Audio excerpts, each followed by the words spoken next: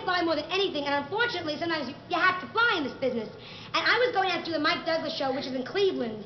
And in order to do the Mike Douglas show, you have to fly to Cleveland. Because if you stay in New York and make faces in the mirror, they don't pay you. And, yeah.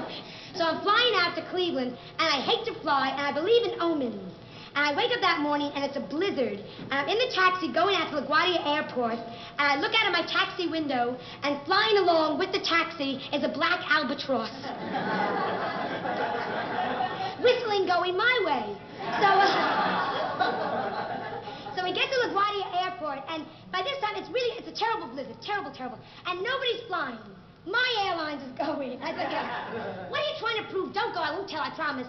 They take us out to show us the plane. And on the side of the plane is the plane's name, which is the Flying Titanic.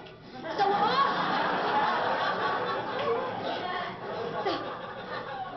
we're all standing there, and we're all looking at the plane, and there's a man standing right next to me, also looking at the plane.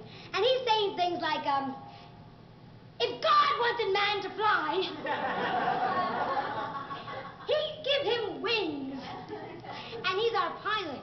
So, which I should have guessed from the cape and the S. But anyhow,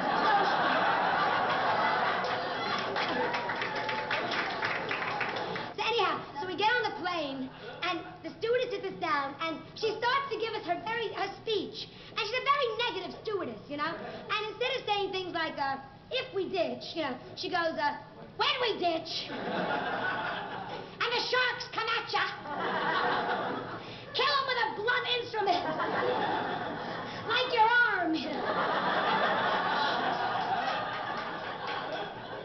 And I started crying, what sharks? What ditching? We're flying to Cleveland. Check your atlas, you fool. Stewardesses hate women. Like the men of the, like, you don't know this because like, they're always dressed up in those little uniforms. But like,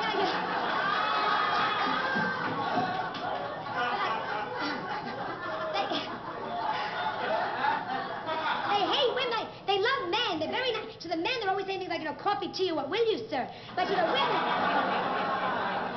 they're like super polite, you know. And, you know, just our stewardess is like all over the men. And I was saying little things to her like, excuse me, have you got a throw-up bag? And she says it's not my aisle. And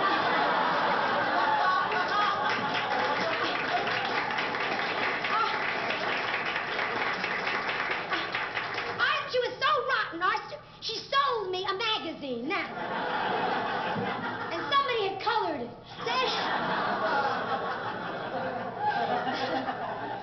So anyhow, we blow into Cleveland an hour ahead of schedule because we're on the tail end of this hurricane, and the airlines did not know what to do with us because it had never happened in their history that anyone even came in near schedule.